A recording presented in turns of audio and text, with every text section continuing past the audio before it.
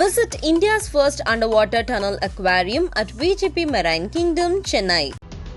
கேரள மாநிலம் பத்தனம்திட்டா அருகே அரசு பள்ளியில் அனுஜா என்ற ஆசிரியை பணிபுரிந்துள்ளார். 37 வயதான இவர் திருமணமானவர். இந்நிலையில் தனது சக ஆசிரியைகளுடன் திருவனந்தபுரம் சுற்றுலா சென்றுவிட்டு திரும்பியுள்ளார். அப்போது அனுஜாவின் ஆண் நண்பர் ஹசீம் என்பவர் காரில் வந்து வாகனத்தை மறித்து அனுஜாவை தன் காரில் ஏற்றியுள்ளார்.